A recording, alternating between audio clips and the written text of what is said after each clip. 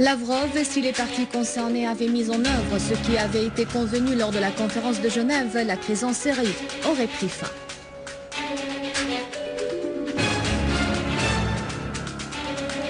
La Russie célèbre le 70e anniversaire de la bataille de Stalingrad.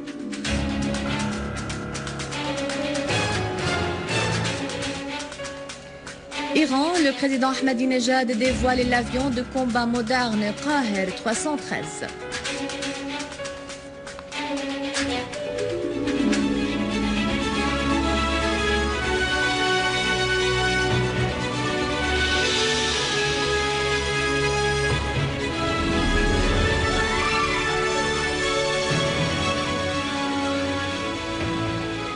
Des titres au détail, bonsoir. On commence notre journal par cette nouvelle qu'on a reçue tout de suite. Le secrétaire général du Haut Conseil de la sécurité nationale iranien Saïd Jalili a entamé une visite à Damas au cours de laquelle il a rencontré de hauts responsables syriens.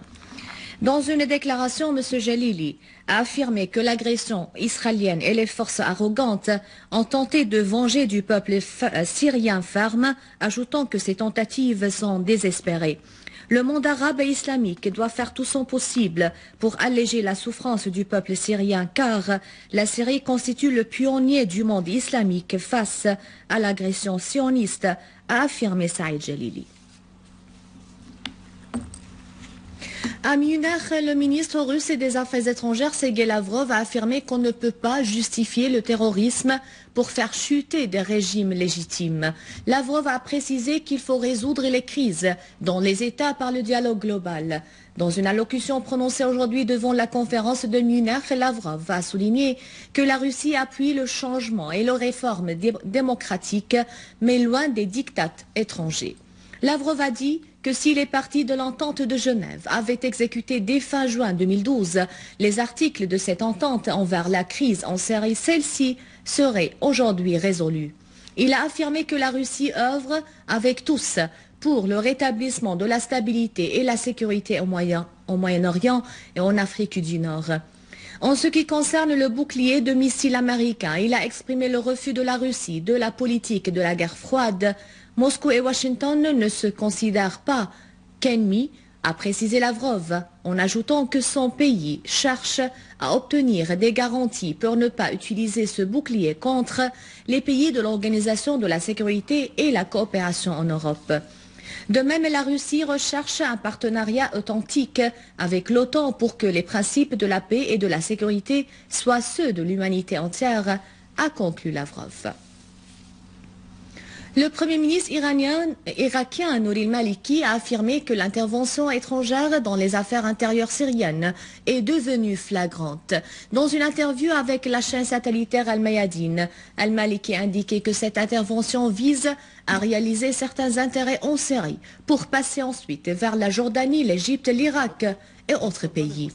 Maliki a appelé tous les pays arabes à réviser pleinement leur politique pour ne pas permettre de les employer dans l'exécution des agendas des autres, réitérant le refus de l'Irak de toute intervention dans les affaires des autres pays. Il a mis en garde contre le danger d'une explosion dans la région en raison du projet destiné à dessiner une nouvelle carte avec la participation de la Turquie et au profit d'Israël. Al-Maliki a par ailleurs rappelé les différentes forces politiques en Irak au dialogue, soulignant que des partis arabes et étrangères attisent les manifestations en Irak, affirmant que ceux qui portent des slogans confessionnels dans les manifestations ne réaliseront rien car personne ne les accepte dans le pays. À Moscou, Ivan Melnikov, vice-président de la Douma russe, a déclaré qu'Israël soutient des mercenaires et des terroristes en Syrie et contribue à leur armement et leur financement.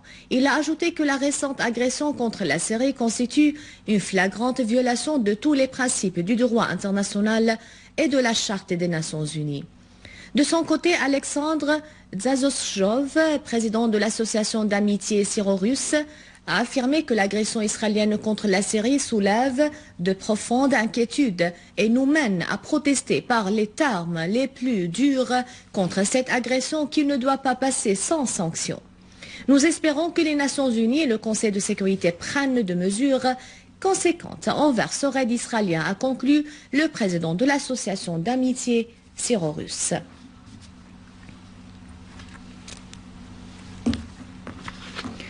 Le Front national progressiste a qualifié d'agression contre l'humanité tout entière l'agression sioniste criminelle contre l'un des centres des recherches scientifiques à Jamraya, dans la banlieue de Damas, affirmant qu'elle prouve une fois de plus la barbarie et la créativité israélienne. Le Front a affirmé dans un communiqué que l'entité sioniste, en ciblant une installation civilisationnelle de recherche scientifique, prouve sa coopération avec les groupes takfiri criminels. Le Front, qui a condamné vivement cette agression flagrante et contraire à la loi internationale et aux chartes de l'ONU, a affirmé qu'elle n'affaiblira pas la Syrie et n'affectera pas son rôle axial résistant à toutes les formes d'injustice et son soutien à la résistance et aux causes arabes, dont la cause palestinienne. En France, les étudiants syriens, la communauté et la mission diplomatique syrienne ont effectué hier un sit-in sur la place de Saint-Michel à Paris. Les étudiants ont affirmé leur soutien à la Syrie contre le terrorisme et condamné l'agression israélienne contre le centre des recherches scientifiques à Jamraya. Ils ont salué les martyrs syriens, militaires et civils, et allumé des bougies pour le repos de leur âme. Les participants ont condamné la politique du gouvernement français à l'égard de la crise en Syrie et la dualité de la politique française vis-à-vis de la lutte contre le terrorisme.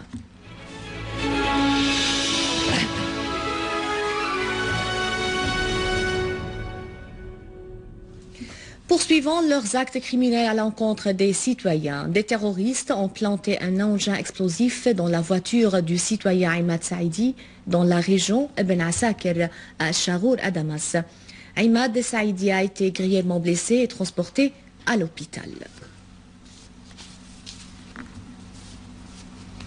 À Alep et dans sa banlieue, les forces de l'armée arabe syrienne ont visé des regroupements des terroristes à Al-Azizia, à Hadar, Karasi Khan Touman, Mansoura et Mayer, éliminant un certain nombre de terroristes et détruisant leurs armes et leurs repères.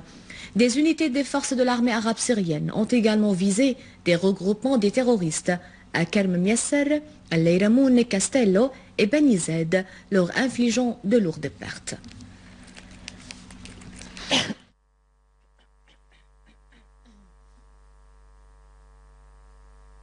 Au Liban, le commandement général de l'armée a annoncé dans un communiqué qu'au cours de la mission menée par une patrouille de l'armée à la périphérie de la ville de Arsal, poursuivant un recherché accusé d'effectuer plusieurs actes terroristes, la patrouille était la cible d'une embuscade.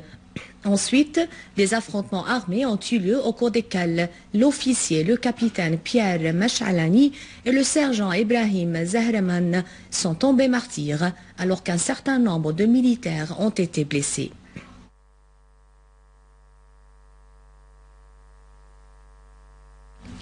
Le communiqué a appelé les habitants de la ville à respecter les mesures à prendre par les forces militaires pour l'arrestation de tous les tireurs et averti qu'ils ne toléraient pas à faire face à toute tentative de contrebande et que les coupables seront poursuivis. L'armée libanaise a envoyé hier des renforts dans la région d'Arsal au nord-est du Liban à la suite d'une embuscade qui lui a été tendue par un grand nombre de terroristes appartenant au Front Nasra, affilié à l'organisation d'Al-Qaïda et qui a fait 2 tués dans les rangs de l'armée. La chaîne de télévision Al-Manar a rapporté qu'une patrouille de l'armée libanaise était à la poursuite de personnes impliquées dans le rapt des 7 Estoniens lorsqu'elle est tombée dans une embuscade tendue par les terroristes. 8 soldats libanais ont été tués et 6 autres blessés dans des affrontements qui ont par la suite éclaté entre les deux côtés. Un membre du Front Nasra, Khaled Al-Hamid, a également été tué. Le président iranien Mahmoud Ahmadinejad a annoncé la création d'un chasseur bombardier Qaher 313, considéré comme le chasseur bombardier le plus sophistiqué fabriqué par des experts iraniens. Lors d'une cérémonie d'inauguration, le président Nejad a annoncé que les capacités de défense de son pays et son développement dans ce domaine ne peut pas être considéré comme une menace contre un pays quelconque, mais ils s'inscrivent dans le cadre des capacités de dissuasion du pays. Pour sa part, le ministre iranien de la Défense, Ahmed Wahidi, a souligné que ce chasseur a une fonction super agressive et une capacité de voler et conduire des opérations militaires à très basse altitude. En Russie, une grande célébration a eu lieu dans la capitale Moscou à l'occasion du 70e anniversaire de la bataille de Stalingrad entre les forces soviétiques et l'armée nazie, la plus grande bataille de tous les temps. Des gerbes de fleurs ont été déposées sur le monument du soldat inconnu et devant le statut du maréchal Georgi Zhugov au cours de la célébration.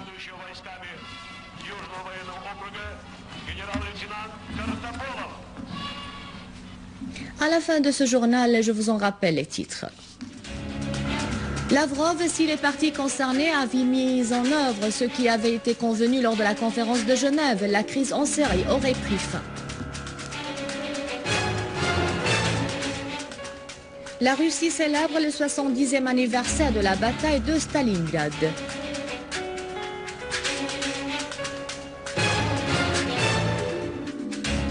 En Iran, le président Ahmadinejad dévoile l'avion de combat moderne Qaher 313. Avant de vous quitter, je vous rappelle que vous pouvez consulter notre site internet syriaonline.sy pour revoir ce journal et davantage d'informations. Merci de votre fidélité. Au revoir.